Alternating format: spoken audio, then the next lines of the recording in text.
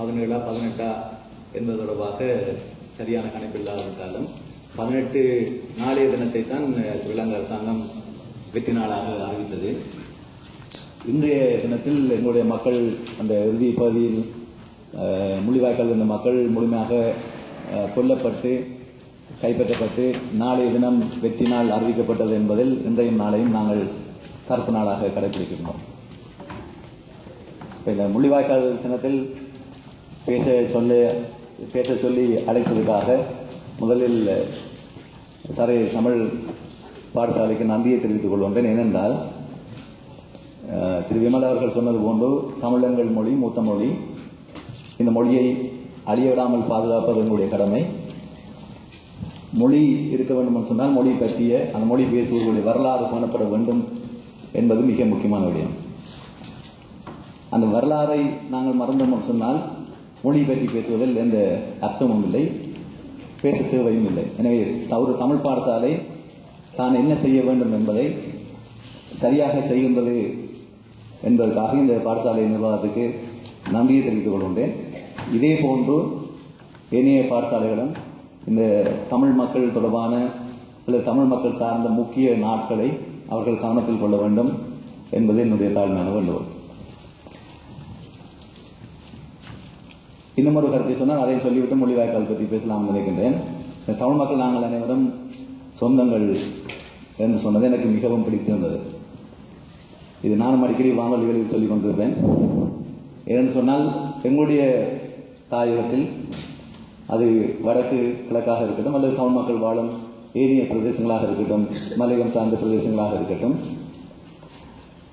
தமிழ் மக்கள் மத்தியிலேயே பிரதேச ரீதியாகவும் சாதி ரீதியாகவும் வேறு பல ரீதியாகவும் கல்வி கற்றவர் கல்வி கற்றாதவர் அல்லது வசதி படைத்தவர் வசதி படைக்காதவர் என்று பல்வேறு வேறுபாடுகளுக்குள் வாழ்ந்து கொண்டு வந்தாங்க.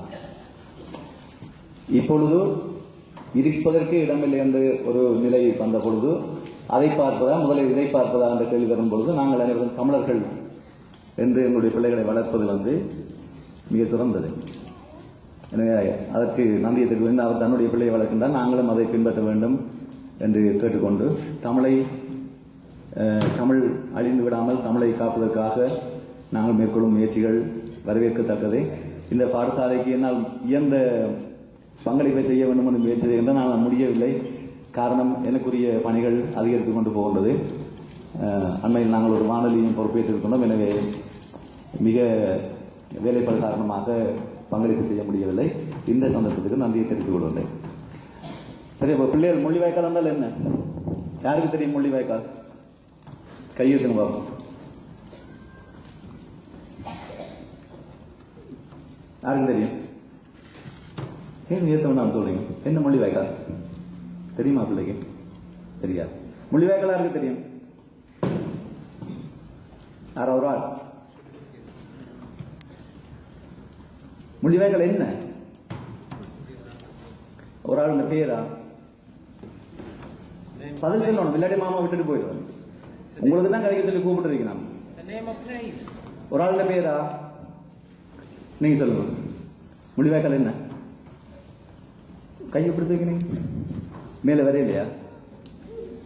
கொஞ்சம் தெரியுமா? கொஞ்சமும் தெரியாதா? சரி, அப்ப விடும். நீங்க சொல்லுங்க, முள்ளிவாய்க்கால் என்ன? இங்கிலீஷ்ல சொல்லுங்க, தமிழ்ல கஷ்டமா இருந்தா. பிளேஸ் பிளேஸ் இந்த பேர் எங்க இருக்கு? ஸ்ரீலங்கா. ஸ்ரீலங்கா எங்க இருக்கு? யாழ்ப்பாணம். வேற யாருக்கும் தெரியுமா? தெரியாதா? அப்ப மாமா கதைக்கிறதுல பிரயோசனம் இல்லை. உங்களுக்கு தான் கதைக்க சொல்லிருக்கேன். பின்னிக்கிறதுக்கு தெரியும் முள்ளிவாய்க்கால் என்ன அது என்னன்னு சொல்லி உங்களுக்கு தான் கதைக்க சொல்லிருக்கேன். சரி, அப்ப மாமா சொல்றதை கேட்பீங்களோ? படிவா கேட்பீங்களோ? பக்கத்துல கதைக்க மாட்டீங்களா? யாரும் பக்கத்துல கதைக்க சொல்லுங்க. நீங்க கதைச்சு முடிஞ்சா அப்புறம் நான் கதைக்கிறேன். மாமா சொல்றதை கேட்க போறீங்களா பக்கத்துல கதைக்க போறீங்களா? 2 சாய்ஸ் இருக்கு. எது நீங்க சொல்லுங்க. என்ன தெரியும் பிள்ளைக்கு? அம்மா கிறிஸ்தரே இல்லையோ? யாரும் ஒன்றும் சொல்லு. நான் தான் சொன்னேன். நீங்க சொல்லுங்க. என்னையா கொஞ்சம் தெரியுமா? சரி, மாமா சொல்ற மாதிரி சரியா? அடுத்த நாடியே விடுதலைக்காய் உயிர்கள் ஈந்து நாட்டை விட்டு அகதிகளாய் புலம்பெயர்ந்து ஓடியே மறைந்து இன்றோடு ஐந்து ஓயவில்லை எமதுறுதி சுடரை ஏந்து ஒப்பில்லா தலைவன் உரிமை கேட்டுரைத்த தப்பில்லா வழியை தட்டி கழித்ததால் இப்படை தோற்கின் எப்படை வெல்லுமென்றே துப்பாக்கி தூக்கி துணிந்து களமாடினீர். பட்டம் பதவி பணத்தாசைக்காய் தாலி கட்டிய மனைவியையே விற்க துணிந்திட்ட எட்டப்பர் கூட்டம் இடையினில் புகுந்ததுமே சுட்டு பொசுக்கினர், தூய்மையை சிதைத்தனர். தொண்டு நிறுவனங்கள் தொலைக்கப்பட்டன. துவேஷத்தில் தமிழரின் உயிர்கள் பலியாகின. அன்றைய பாரதம் கண்மூடி துயின்றிட ஐக்கிய நாடுகள் அமைதி காத்தன. புத்தரின் போதனை இரத்தத்தில் மிதந்தது. புனித யுத்தம் சதியினில் அழிந்தது. தத்தளித்துழந்த தமிழரின் வாழ்வினில் தரணி கண்டிடா வரலாறு எழுந்தது. முள்ளி வாய்க்காலுடன் முடிந்தது தமிழென எள்ளி நகையாடிடும் எத்தர்கள் கூட்டமே. இலக்கின் முடிவல்ல இஃது இன்னுமோர் வடிவம். இலட்சியம் வென்றிடும் ஈழம் நிச்சயம் மலரும். ஓயவில்லை போர் இது நீறு பூத்த நெருப்பு. உரிமை குரலின் வடிவத்தை திருப்பு. தாயகம் அளித்தலே எதிரியின் விருப்பு. தன்மானம் காத்தலே தமிழர் நம் பொறுப்பு.